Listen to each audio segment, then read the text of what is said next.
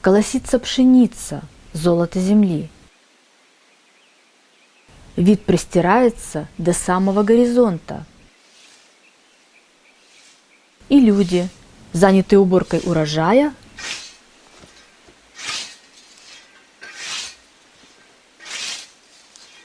и отдыхающие после изнурительного труда.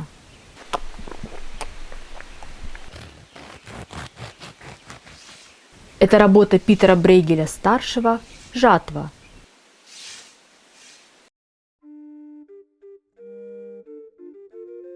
Она является одной из 6 картин цикла «Времена года», из которых до настоящего времени сохранилось только 5. «Охотники на снегу», «Сумрачный день», «Сенокос», «Жатва» и «Возвращение стада». Эта серия была написана для загородного дома Николаса Йонгеленка, антверпенского преуспевающего торговца, любителя искусства, который обладал 16 работами Брейгеля, а также произведениями других художников.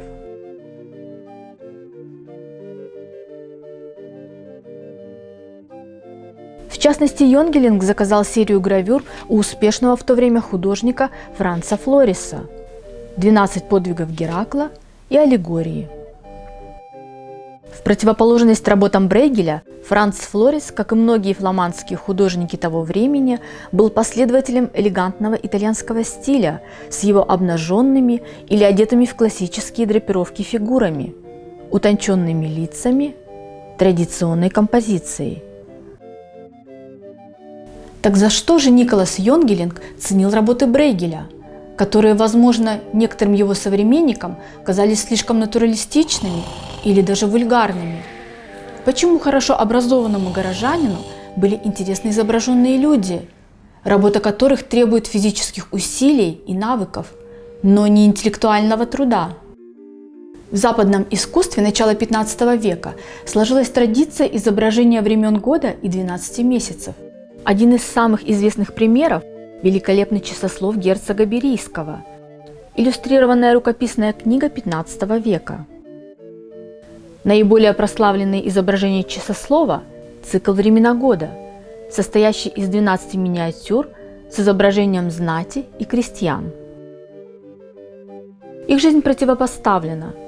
Знать развлекается, крестьяне работают. Пир, охота и куртуазная любовь для дворян – непосильный труд для крестьян. Спустя столетия Брейгель полностью переворачивает это представление, показывая крестьянский труд монументальным, а жизнь дворян – легкомысленной и неактуальной.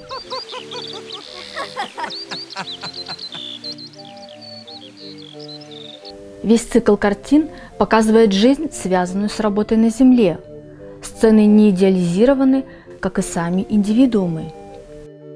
Люди здесь для того, чтобы оживить круговорот повторяющихся циклов природы. Брейгель демонстрирует крестьян не с насмешкой и высокомерием, в чем заподозрили его некоторые исследователи, например, Брайсон Берроуз, а с реальным участием, возвеличивая их. Находясь ближе всего к природе, они проживают наиболее правдивую жизнь.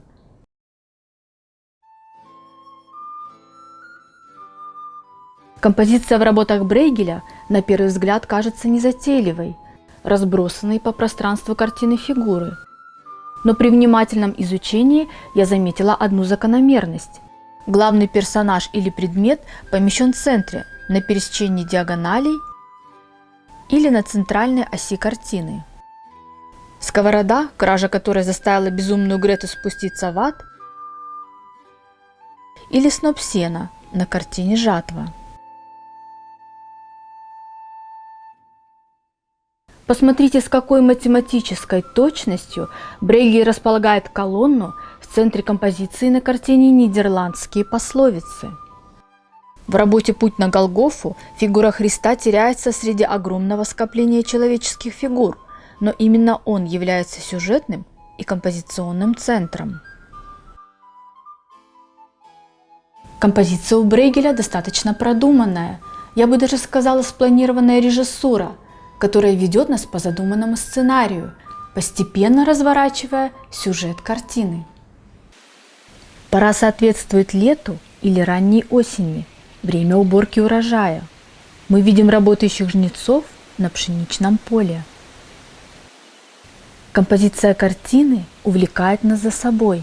Мы следуем за 3 женщинами, идущими по узкой тропинке. 2 из них несут связки колосьев.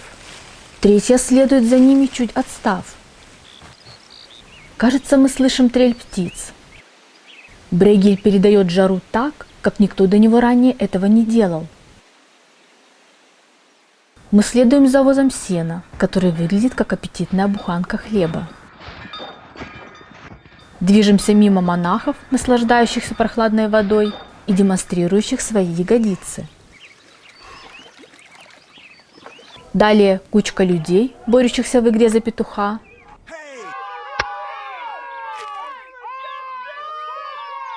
Человек, собирающий деньги за переход через платный мост. Двор, гуси, облегчающийся мужчина. Мы видим арбу, спускающуюся по склону, возможно, к замку знати. И сторожа, прогоняющего воришек с фруктового сада. Вдалеке женщина, пасущая волов. И корабли, которые удачно ведут торговлю.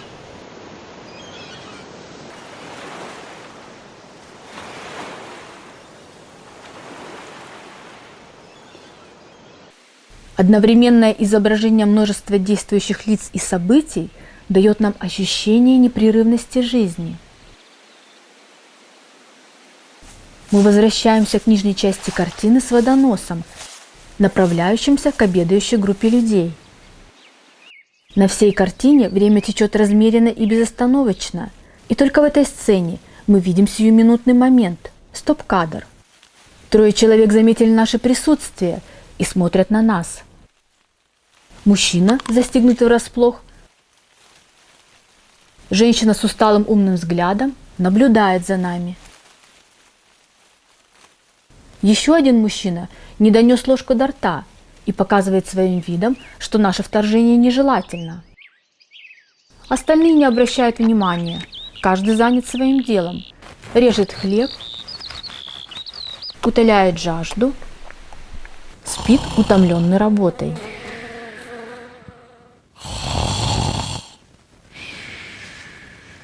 Это обильный урожай, но достигается он тяжелым трудом.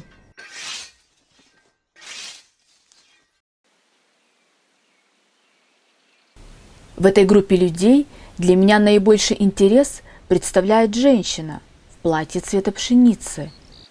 Мы видим лица всей группы и даже мужчину, который должен был сидеть спиной. Брейгель разворачивает к нам лицом, заставляя потянуться к корзине. Мы не знаем, кто она, но по внешнему виду можем предположить физическое и душевное здоровье. Ее идеальная фигура внушает нам мысль об эротизме и плодородии. Белый передник визуально является продолжением скатерти, на которой мы видим свежесобранные фрукты. Она словно угощает дарами природы крестьян, для которых груши являются желанным сезонным лакомством. Посмотрите, как изображен аналогичный персонаж, олицетворяющий природу, у Питера Брейгеля-младшего. Менее изящно и более очевидно. Впоследствии у Сезанна мы можем наблюдать фрукты на белой скатерти, скатывающиеся с поверхности, из-за так называемой обратной перспективы. Обратите внимание, как Брейгель пишет груши, предвосхищая импрессионистов, используя синий и красный цвет. Дерево здесь является фаллическим плодоносящим символом.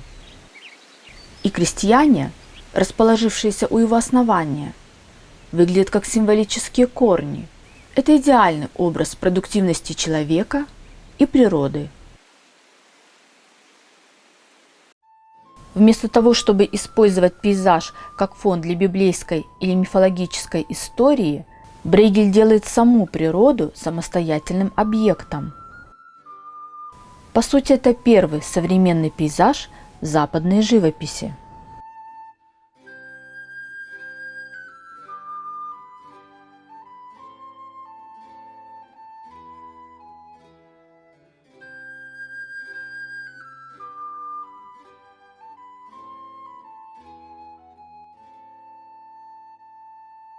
Эта картина много путешествовала. В 1594 году картины были куплены за 1400 гульденов городским советом Антверпена, который передал их в качестве подарка Эрнсту Австрийскому, который в то время находился в Брюсселе.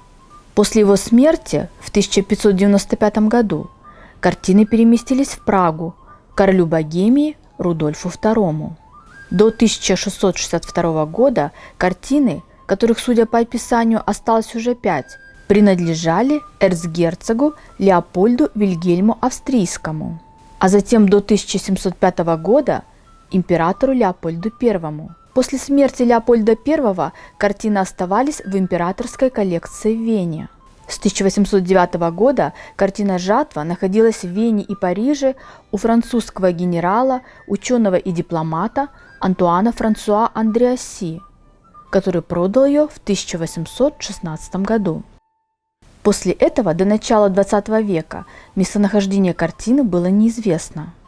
Незадолго до 1912 года она находилась в Париже у Жака Дуссе, а затем ее приобрел Поль Жан Селс из Брюсселя, который и продал ее музею Метрополитен в 1919 году.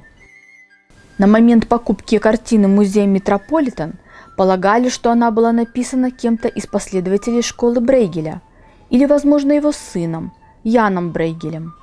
Позднее при исследовании было высказано предположение, что на самом деле она написана Питером Брейгелем-старшим.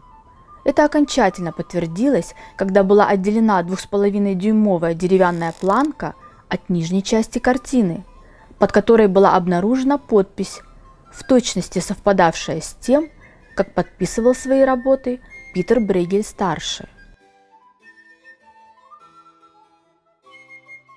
Йонгелинг ценил работы Брейгеля, но, конечно, он не мог знать, что эти картины ознаменовали собой поворотный момент в западном искусстве, и что история посчитает Питера Брейгеля-старшего одним из величайших художников XVI века.